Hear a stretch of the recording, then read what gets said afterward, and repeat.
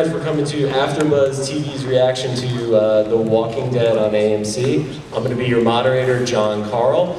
You can find me online at the John Carle. And let's get into introduce our panelists. I'll start down at the end. The newest member of the AfterBuzz after panel for Walking Dead, Susannah. Yes.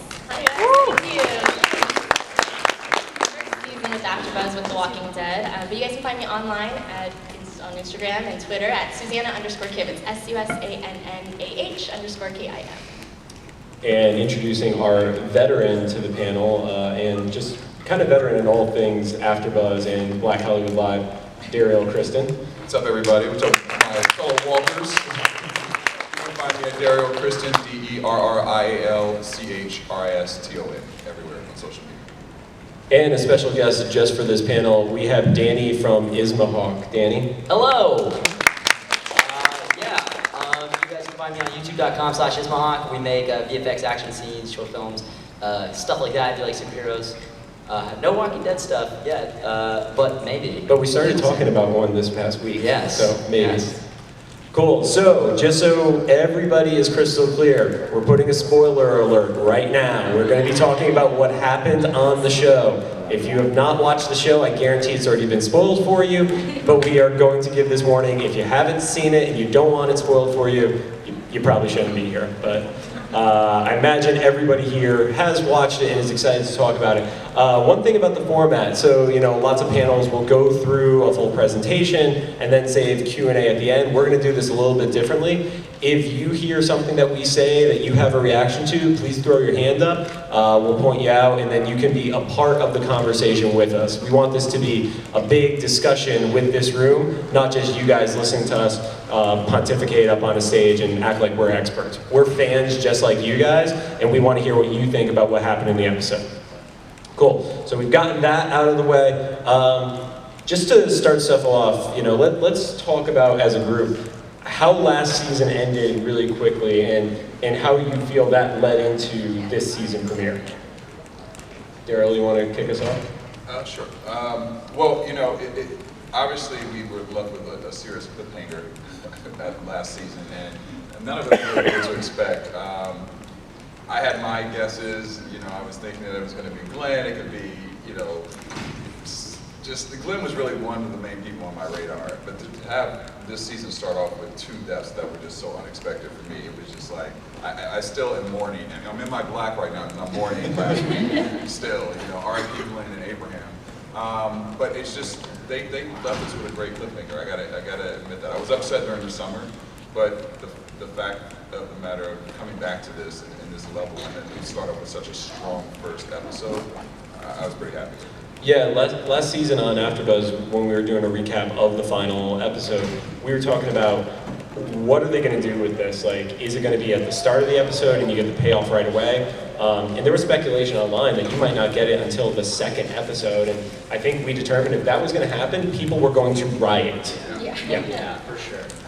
So, but let's get into actually how this episode started. So, we did start off with the deaths already complete, and that wasn't expected on our part either. And I think the first thing that stood out to me was when you see Rick's face and there was blood on the side of his face. And instantly, as we were watching the episode, we were all trying to remember, did he have blood on his face as the last episode aired? And what was your reaction when you saw how this episode started?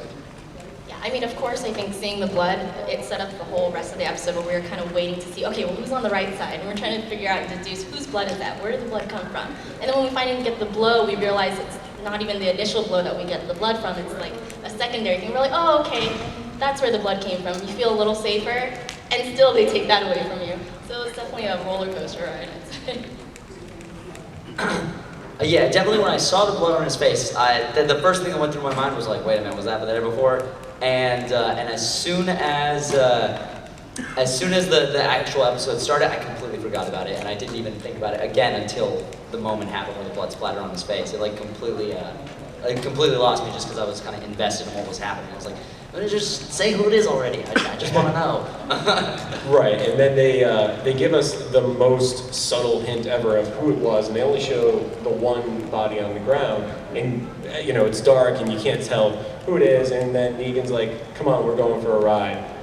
At that point, did you think they were going to actually hold off on telling us who it was until another episode? I did. I thought that they probably would initially. And then even the funny thing is prior to seeing the blood, and your question before, I had so many thoughts in my head of trying to listen to the voices, even in the commercials, to see if I could actually hear someone, hear someone scream, or hear something that gave me some type of indication on who it was and what whose blood it was. Let's talk about the RV ride, because that was just awkward all around. And the whole time, like as an audience, we're all waiting to find out who's getting killed, and they give us this incredibly awkward moment of Rick being put down, and the whole episode was kind of how do you break down Rick Grimes? And you know, let's talk about what you guys were thinking during the RV ride and the interaction that they had. It was kind of just cat and mouse the whole time. It felt like he was just playing games with him, making him do exactly as he wanted. And Rick made a couple choices that I didn't see coming, like him going to jump on the zombie that was hanging, or the guy that they hung just recently. Yeah. Yep. That was a weird decision for me, but I mean, I thought for a second maybe he might Tarzan off and go off over the mob of zombies and run away somehow, but that wasn't it at all. So it was interesting to see how Negan was just playing a total game with him. The whole time I was like, oh dude, he's gonna get his hand cut off. I was just like, they are really being on the nose with this whole hand thing. I mean, Just so much emphasis on the axe and everything, yeah. Especially with the, I don't want to jump ahead too far, but like the Carle thing at the end, I'm just like, someone's losing a hand in this episode. Very happy that didn't happen. Once he cleaned the axe, I was like, where is that going? Yeah, I mean, it was just, you just saw Rick's breakdown, and he had lost total control, you know, and I didn't think he was actually going to leave once he was in the RV, because he had so much to lose, because he didn't know what was going to happen to the other, other team, part of his family. So I never thought he was actually going to leave, but when he jumped off of the RV into the guy with the headless guy, that was genius. That was amazing. That was probably one of my favorite parts of the episode. Right. So at that point, that was when we got our first flashback. And the big reveal, the end of Eeny, Meeny, Miny, Mo, it's Abraham. How did everybody feel? And I mean, I would love to hear from you guys in the audience on this too. How did you guys feel when Abraham was the one who took it first? For me, it was like, okay, so it's Abraham. That's literally the thought that went through my head, like, okay, so that's who it was. It wasn't even like, oh crap, even though I really liked Abraham, it wasn't like a moment where I was like, oh no, it was Abraham. I was like, okay, so it was Abraham. I knew it was gonna be somebody I liked, so it was Abraham. That was the choice. Abraham, he grew on me. The last season they softened him up a lot, and you got to see his relationship with Sasha, and he changed for me. So I really was upset when he died, but I love the way he went out. He went out like the man. He was like, go ahead. I mean, he was taking it, so he was not giving up.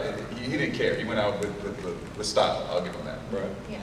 For me, I mean, I was not too surprised. It kind of made a little sense because he's definitely the most threatening figure in that group. But for me, it was almost a sense of relief. I was like, oh, okay, maybe we're safe now. We won't lose anyone else, but we do. But I thought maybe, oh, okay, well, at least it's I know it sounds terrible, I'm sorry. I love Abraham too, but I felt like, well, it's only Abraham. And that wasn't the case at all. I saw a hand up over there. Yeah, what I thought to myself was, well, obviously Negan saw Abraham as a threat, so probably that's why he decided to do that. And even if he would landed on somebody else, throughout the game, Negan, what did you think when you killed Abraham? Well, see, the thing is, like, if you remember the previous season, right? The person who got the crossbow arrow to the eye, Yep. that was supposed to be Abraham Thomas. Yep. So I thought, okay, let's see what they're going to do, let's see what they're going to do. Abraham dies, and I said, oh, that was safe. Okay, I'm glad that it wasn't Glenn. And then they killed Glenn. Yeah, when I was watching that, my first reaction was that didn't feel big enough to go from last season's finale to be the start of this. another shoe had to drop, and I didn't know who was going to be at that point. At that point, I still thought it was going to be Derrial. That had been my prediction from last season, was if they're going to kill one or two characters, one of them was going to end up being Derrial. I saw another hand over there. For me, it was like, okay, so it's not Derrial, but I like Abraham just as much. I was like, take Jackie. Dang, take the pregnant lady? Damn, this guy's hardcore, man. Save the women and children, you guys. It's a little shocking because it's 2 for 1. Oh, that's terrible. It's accurate, but that's terrible. Awesome and terrible. Yeah, it's great and terrible. Am I the only one who did not think a second character was going to die? I was like, I did not see it coming at all. You didn't see it coming? Good, at least I'm the only one. I'm not the only one. I've seen it on Facebook. Oh. Social media. Spoiler. Yeah. So I was kind of happy with Abraham because, you know, he was the main character. I was kind of going for, I can never think of his name. The one with mullet. Oh, Eugene. Yeah. I wouldn't have minded that either. Yep. Yeah, but I still was like the second person to be like, kind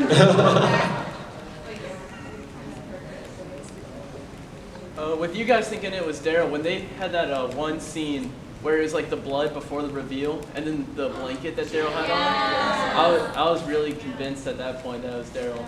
So She's just gonna be like, dude, freaking Derrial, man. You couldn't just sit down. Yeah. So let's go into that. So we were watching it. They actually put us in a separate room at the AfterBuzz studio, so our reactions wouldn't spoil it for all the other shows that were being recorded at the time. And as soon as he was off to the left and started talking, I just started yelling, no, no, no, no, no. And this is the first time Susannah had ever met me, so she probably thinks I'm a lunatic at that point. I'm trying to hold back tears. I'm like, I probably should cry. And you know, I think, you know, because of the comics, I was really expecting it to still happen, and that was, you know, the 5 seconds before it happened confirmation for me, and that was just brutal. There's no other way to describe that hit.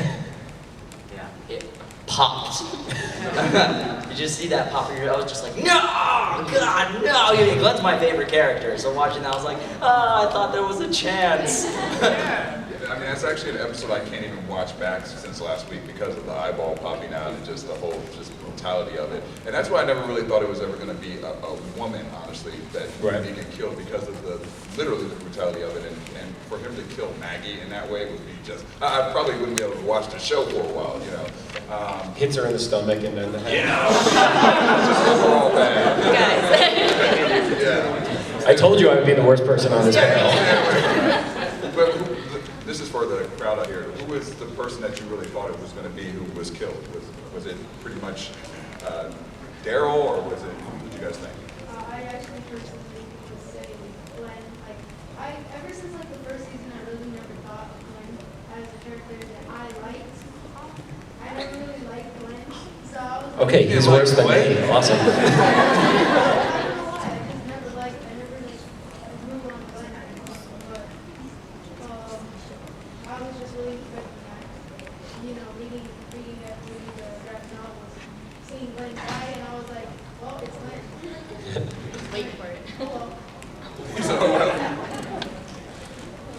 Go for it, buddy.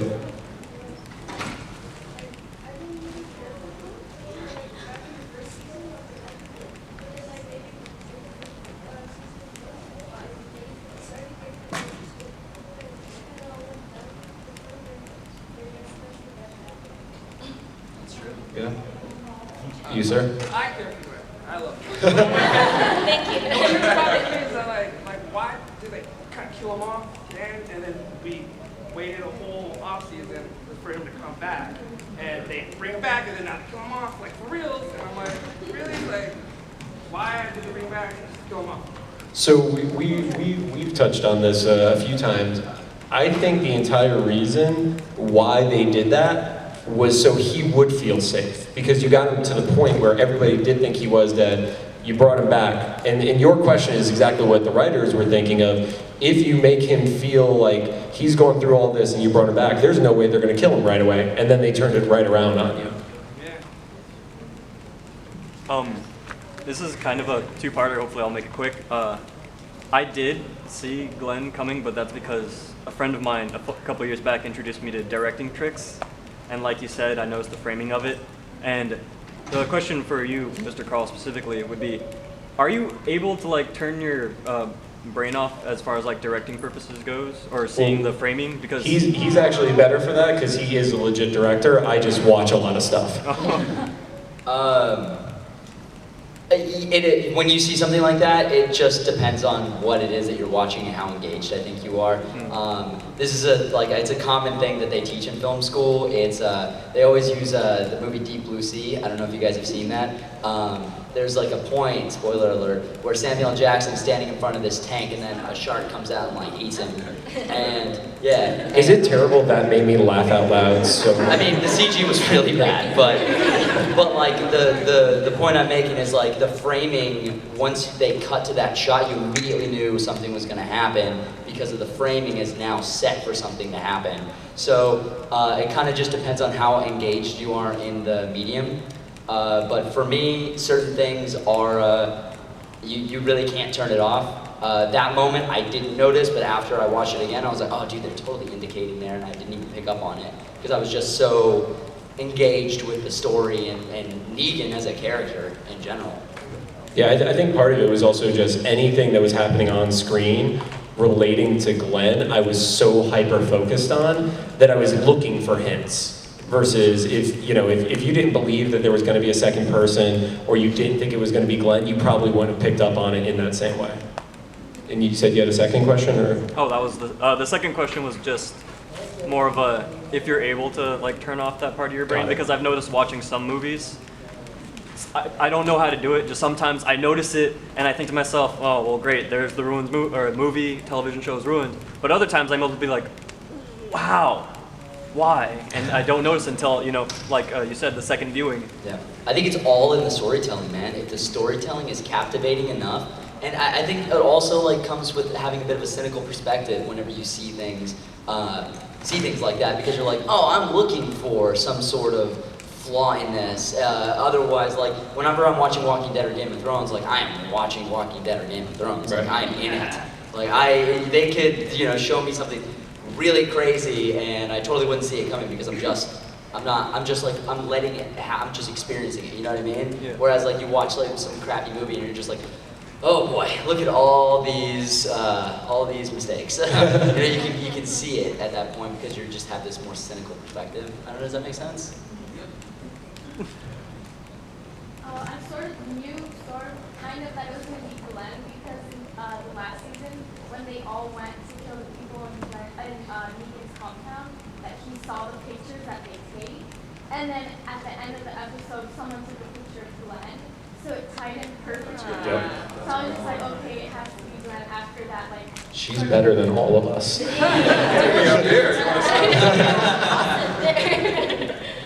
No, for me, I mean, I didn't know it was going to be Glenn. I didn't pick up on those things at all. But as far as like what we were saying, as far as him picking Abraham because he's most threatening, with Glenn, I mean, he is the only other one that made a move that got up to like, defend Maggie at that point. So it sort of makes sense that he would take out the top three, I guess, Abraham, Glenn, and then, I don't know, taking Derrial as a pet. Is that what happened? Yeah. Yeah.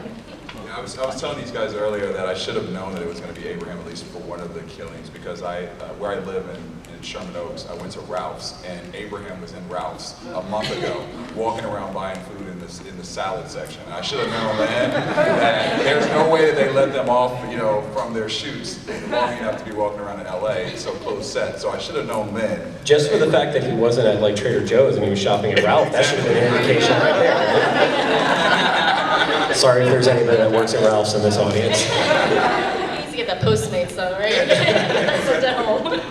Ruin it. So I want to pose this question to the room, and if you hate me for saying it, I'm sorry. Does anybody here think it was absolutely Derrial's fault that Glenn got killed? Yeah. Okay, good. I'm not the worst person on the planet then. You're split. Yeah, I see some people that aren't agreeing. I would love to hear your thoughts on that.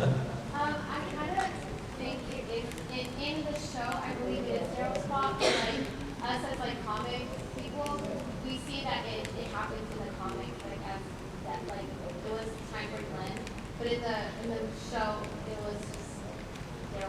Does that make sense? Like, Yep. it kind of just has to happen. Because they said they planned it for 2 years, so they've known. So now if you rewatch the season, you kind of see, like, when Abraham's talking with Sasha, and he's like, oh, maybe I'm ready to have kids. They're like, he's gonna die. That's what I thought. And then you kind of see it. I was like, don't let him be too happy.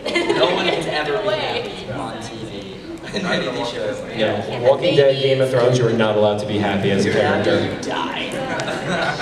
So Derrial, you watched a bunch of the episodes leading up to the premiere. Did you pick up on any of those hints, like she mentioned?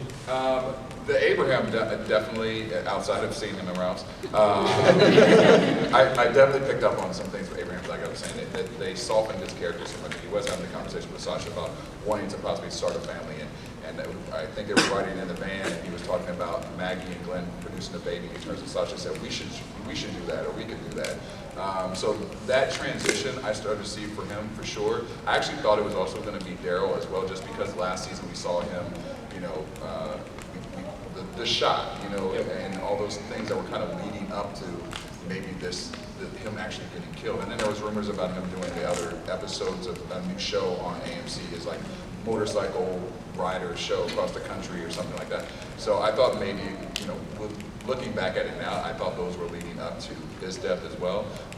Still not to say that it can't happen, but you know, they're not going to give us 3 deaths, you know, obviously, so quickly.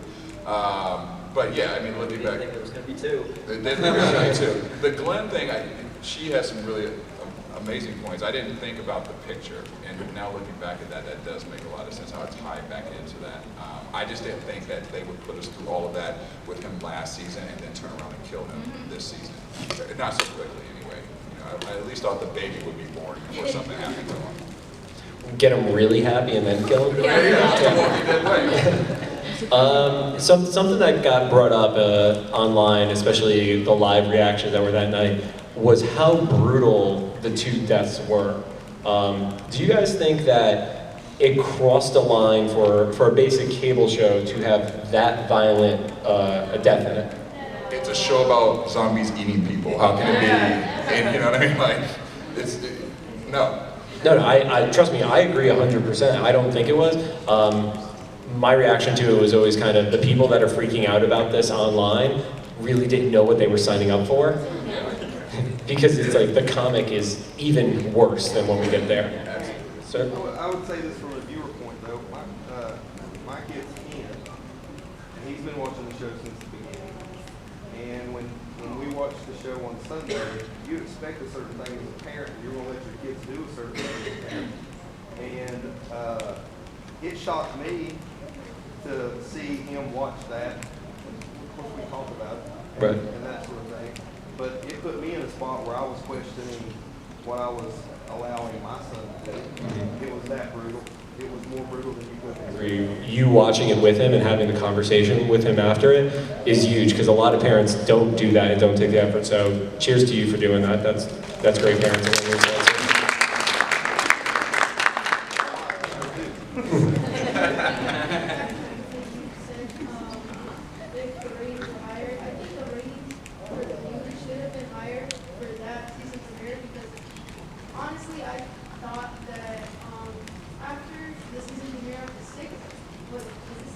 This is 7. So after the premiere of the 6th season, after the premiere, it just got a little boring.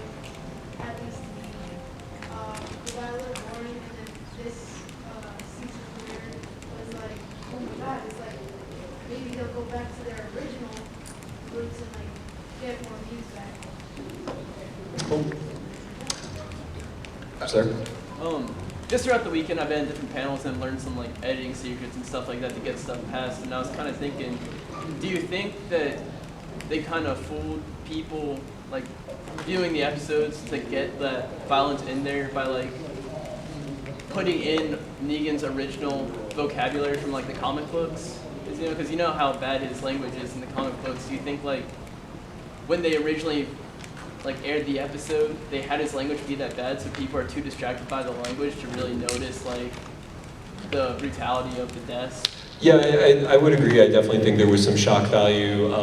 The amount of times that he did swear in the episode is probably more in that one episode than the rest of the series combined up to that point. But luckily they have it a little more edited than what it was in the comic books, because in the comics his language is really, really brutal. So there may have been some shock value around that kind of helps you just feel more uncomfortable and off guard. I think it'll be interesting to see where it goes the rest of the season, if they maintain that same level of language or if they tone it back down, because you don't need the same shock value that you did in this first episode. It really seemed like they were trying to prove a point with Negan in every sense of the word, in terms of his brutality, in terms of his charisma, in terms of like the fact that he was swearing more than any other character had. It just seemed like they were like, this guy is a charismatic bad guy, and he is vicious, and he is brutal, and he's going to do and say things that you are not going to expect, and I think that they really succeeded with that. I think that was the strongest part of the episode, in my opinion, was just Negan's characterization. Yeah, I was just more surprised at the fact that how can Negan really trust Rick, in the sense, I know he's trying to break him down, but is the point to break him down and then kill him? Because Rick's never gonna ever get over these killings, you know, no matter what happens, you know, the rest of the season, he's never going to forget that. So I'm interested to see how they play out Negan's role with Rick, you know, later on in the show because of that fact, because there's no way that Rick's ever going to get over this. Even if he's totally broken down, he's not going to get over this. To that point though, you know, you start to get hints from what's going on with Negan's crew, and look at Dwight. When Dwight is first encountered, he's physically fine, and then you come back and see him with his face all scarred up and stuff like that, and you know, that is most likely from some encounter with Negan humbling him, and now he's one of his sergeants, basically. Yeah. For me, it seems like you see how Rick progresses as a character, and you assume that there's something obviously unique about Rick and how he hates the group, and you think that it's impossible for him to, you know, bow or submit, but you see all the men that he has under him, and you think from a geographic standpoint, where do these other guys come from? Were they like the risks of their area? And how did they get all of these guys down too? So there's, you know, that kind of. Yeah, at this point, is it just a formula for him that he just keeps repeating, kind of thing? Right. That, I never thought about that at all. That's really important. I think from them building Rick over 7 seasons as a character, the group were following this one family through everything that they do. It's very, very small. And then if you are introducing the guy that's going to pivot and change the entire direction, that we don't have 7 years to do that. The show will end before that happens. Right. So I mean, it has to be that. Everything has to be focused on. And that's kind of what I thought of. Oh, sorry. Like last season, like they kind of reached that utopic, you know, thing, like dream, and you kind of forget there's like this whole other world out there, and like they finally like come across something so vicious. It's hard to imagine. Right, that's what I was thinking with the brutality, like they were saying, we've seen 7 seasons of this. So I mean, if you consider like, it's getting so much harder to really shock us, and you know, so I mean, as brutal as this episode was, they broke a lot of the rules. They are really shocking us 7 seasons in, and I think that's something to be said for, you know, the writers and producers and the way the story was told in this particular episode. So I thought that was amazing. Does anyone else think that Andrew Lincoln deserves a freaking award for his acting? I mean, his intensity is just so ridiculous. I mean, I hate to say this, but the snot bubble, when he had the snot bubble, I was like, this dude deserves like an Academy Award. He had me at the snot bubble. That's how you know somebody is emotionally invested in a character. When they are drooling and their snot coming out of their face, they are sold into being a broken person. And you believe every emotion that he delivers, you know? It had to be really awkward for the crew on set. It's like, oh, we have to go wipe his face down again. Dude, whenever we see anybody who does a performance like that when we're on set, it's always like the most magical thing. Everyone's just mesmerized. Like anytime cast and crew are just like, oh my God, like, are you witnessing what's happening right now? This is just so raw. Like he really committed to that, like, because and put his ego away and like totally just became this like sniveling, like weak person when he's so powerful at some points. Like great characterization, in my opinion. And he said he had to take off 4 days after shooting that because it was just so intense and draining for him that he literally said he slept in the bed for 4 days after shooting that. Wow. See what you did, Negan? So let's talk about the final piece of breaking Rick. So first off, I just want to ask the room, because a bunch of us didn't remember, whose axe was it? Like, did everybody know whose axe it was when it started in the episode? Because we, for the life of us, could not remember, and Simon's? I'm not even sure. I think he asked him what he had on him, whether it was like a knife and he's like a hatchet. Yeah. So when we watch for AfterBuzz, we watch the episode and then we go right into a room and record our show. So we don't have time to do research in between. We're literally reacting on the fly with it. So okay, I'm glad we're not crazy that we didn't remember exactly whose axe it was going into the episode. That makes us feel a lot better, because YouTube comments are evil. I thought you guys might not know. You pick up those little details.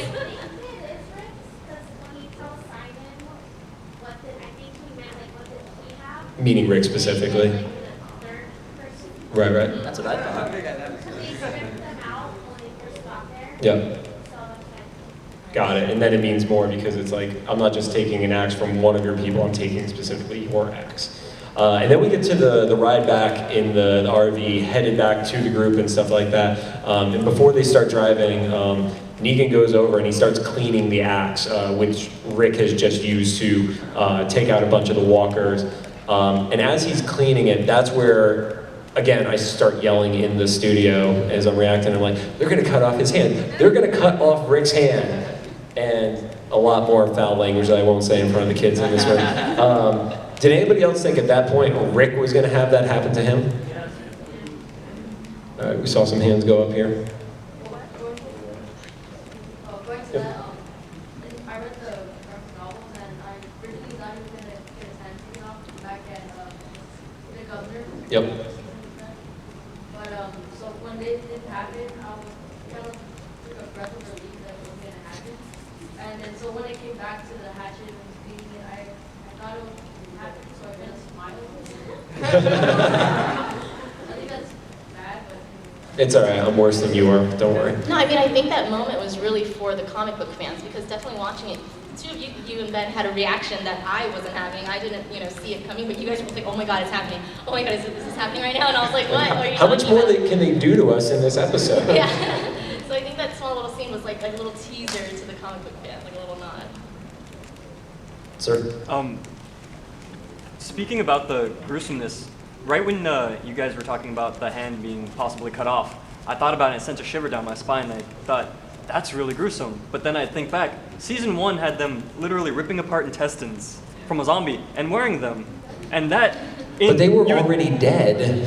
Well, the question would be, to the panelists would be, since there are things that are so much more gruesome, do you think that the fact that Glenn was a main character, or the fact that people were attached to him, makes it feel more gruesome to the audience? Absolutely. Absolutely. I would have to say, personally, anytime they kill a walker, it's like, you're killing this mindless monster. It's already dead. It's not human. But like, whenever there's a human attachment, whether it is a good guy or a bad guy, in this world it's so vicious. So when you see any human die, it always has more gravity to it. There's always a lot more that goes along with that. So especially when you have an emotional attachment toward a character like Glenn or Abraham, it's like, no! And I think there's also two parts to it, because not only did we see Glenn die, but we saw him die in front of his team, and we saw their reactions while he's getting killed. So that made it even worse. I was watching Maggie's face while Glenn's getting hit with the bat, and it made it even worse for me. I was watching Sasha look at Abraham get his head slammed, and it was like, this is way too much right now. Yeah.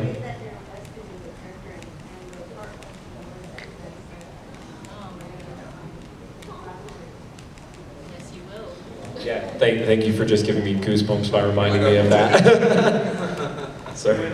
And when a human kills a human, it's that extra layer as well, because where's their humanity at? If one of the main characters dies because it comes to the fate of the walkers, Yep. because they've just run out of time and their luck has just run out.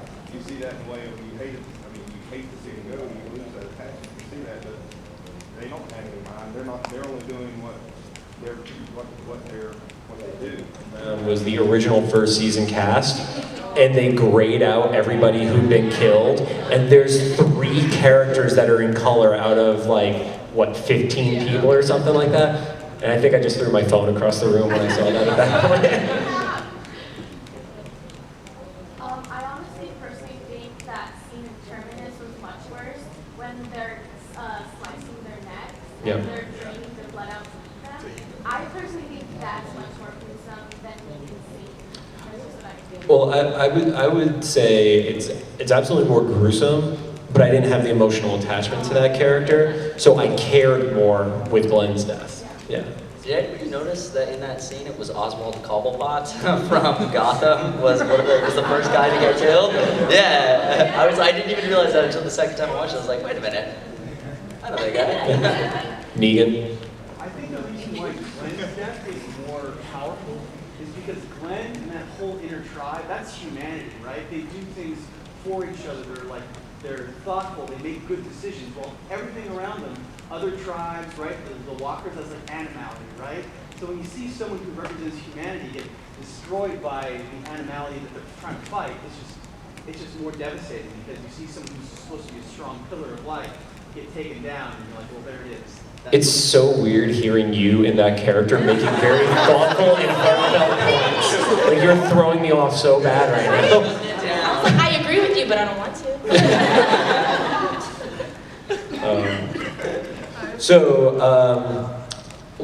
Let's talk about the Carle incident. Did you guys think, one, that Carle was going to be the character that they're going to even hint at doing something to in that manner? Because he is a kid still. Like, he's a teenager, but he's still a kid.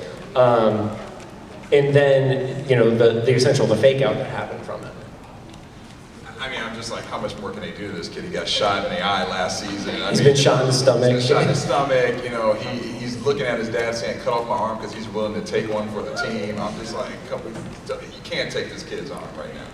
And even the producers, they were talking on The Talking Dead last week, and they were saying how, Scott Gimple was saying how it still could be a possibility that he could lose his arm.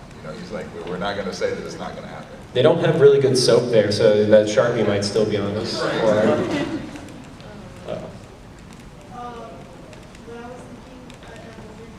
when Rick was saying, I'll get my hands taken off, I honestly thought that Negan was just going to go, all right, if you won't do it, then I'll do it. And then he was going to use the seal to like bash off Carl's arm, and then Rick was going to put his arm in the way, and that was when he was going to lose his arm. But he was Yeah. Or I possibly thought that instead of hitting Carl's arm, Rick was going to just hit his own arm, kind of as, paying for his own crimes. I thought the same thing. I thought he was going to come down and then just go down on his own hand, and then he can be like, all right. Good enough. That works.